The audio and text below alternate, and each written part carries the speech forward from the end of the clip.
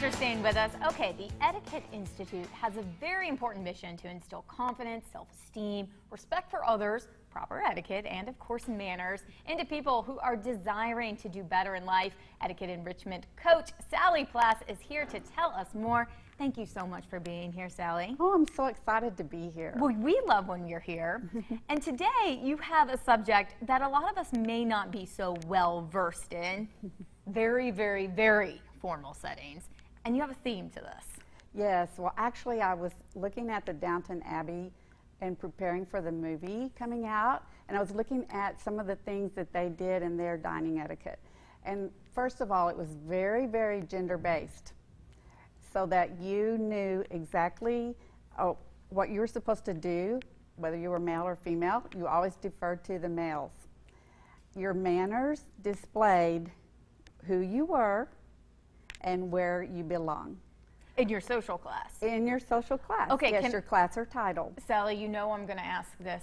Do we have to follow this now, or are there just still things that carry over from this? Some things do carry over, but actually we do a lot of things differently. We're a lot more relaxed, I know that. Even in our formal dining, then in the Edwardian era, it was very, very strict. You never showed any emotion.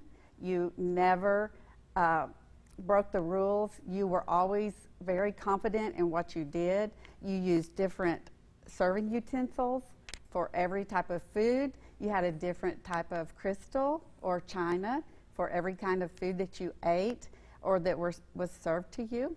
And when you came out with all this, Adam, you got a little intimidated. I was. I'm going to be honest with you. There's a lot here on this table I do not recognize. So could you tell me what some of this stuff is used for? Well, this is one of my favorite things. This is my newest acquisition. Every time I go to flea markets or to antique stores, I try to look for some of the odd pieces. What would you guess this would be for?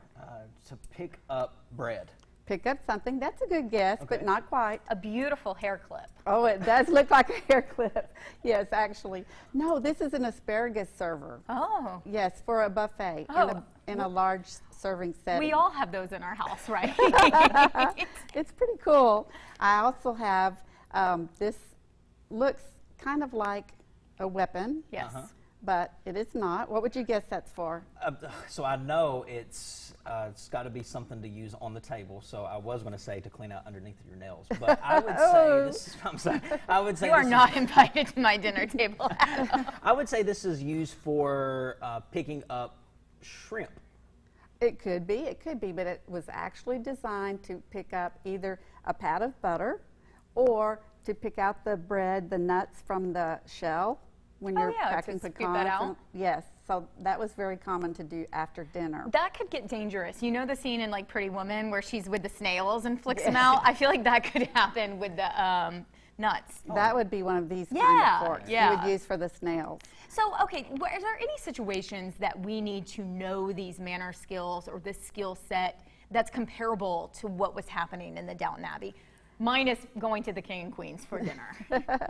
Well, actually, some of the same silverware is still used. This would be called a fish knife. And so in some formal settings where you're having multiple courses, you would still have a knife like this to get the fish from the bones or to peel away the skin from the bones. Then you would also have this right here. This is for jam or jelly. So you could still use that in today's time. Would these be individually at our place settings, or would they just be in like kind of the jar already? This would be on first serving. It would not be in the jar ever. You kind of threw me off for a minute. No, you would never have the jar. I was bringing you down to the barbecue, Sallie. I'm like, whoop, wait a minute.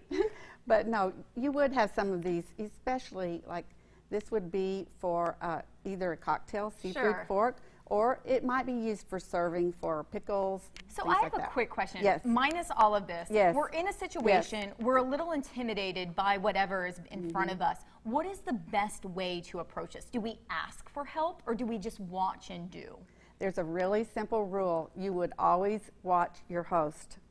You copy them. If you're unsure, you always copy them. And then you know the rule of you always start on the outside and work in from the way the flatware is placed. Is it frowned upon, though, to ask for help? No, not really, especially if you're really unsure. In a restaurant setting or commercial setting, the server will be prepared to help you with that. In a dining setting in a private home, I would probably just sit and watch. It depends on how much you want to try to make a good impression. Yes, fake it till you make it. Yes, yes. Something else I wanted to point out, in the Edwardian era, you were always taught to sit up straight, and you were never taught to lean back in your chair. And so for the children, the nannies would even put a little knife in the back of the chair. Oh, to set them up. To make sure they didn't lean back. It's a trick when you're learning to ride horses for etiquette and Oh. loud equivocation.